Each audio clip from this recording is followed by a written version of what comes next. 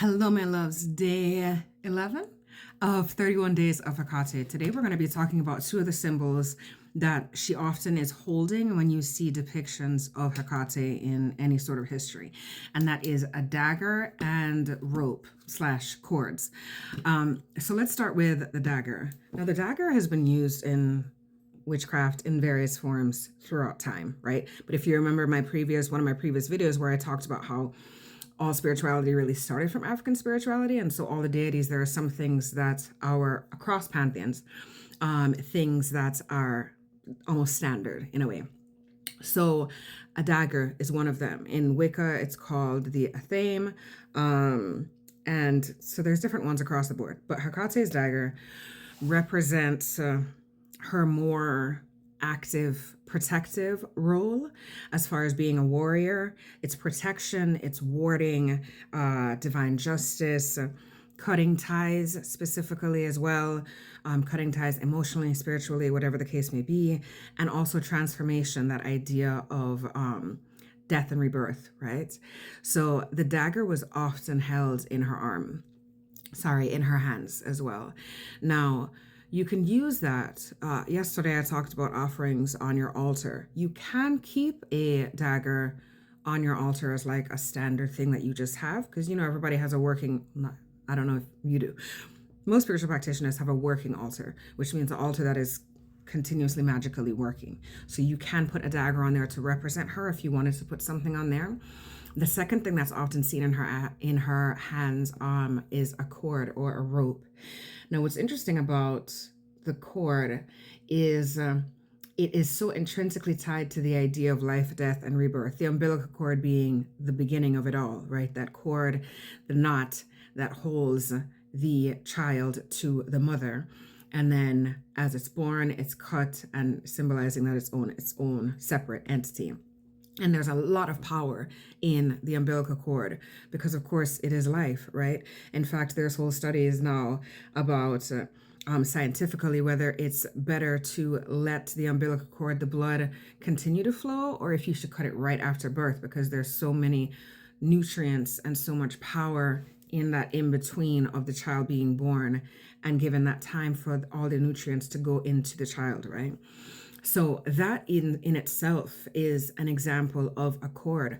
But, using cords, or, when I do a cord cutting spell I did one for a client and for myself, you set up the two candles, wrap the cord around it, and then it burns, and it symbolizes cutting yourself spiritually and emotionally, very much tied to the dagger, right? In fact, you can literally use the dagger to cut the cord in any ritual that you do, right? If you're doing something to where you are breaking a bond or breaking anything like that, you can literally use your dagger to cut the cord. So both things, what I think is interesting is that both can be used separately, but also can be used in conjunction with each other. They tie together as much as they are standalone on their own, right? So the cord is really powerful in that respect. And if you think about it across pantheons, when even Greek mythology, the three fates, when they have the cord, the string, and that's how they control life.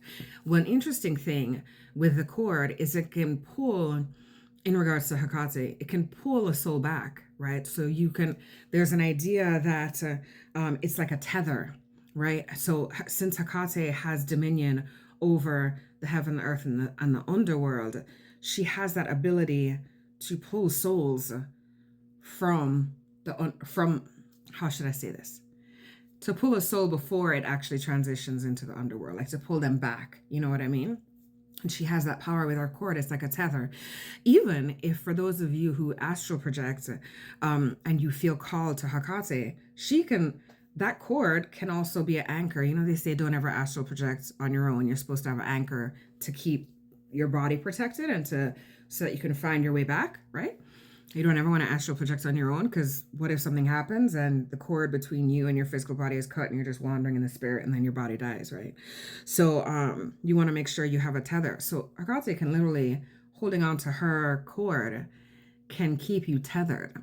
Now, have I tried that? No, because astral traveling actually scares the shit out of me.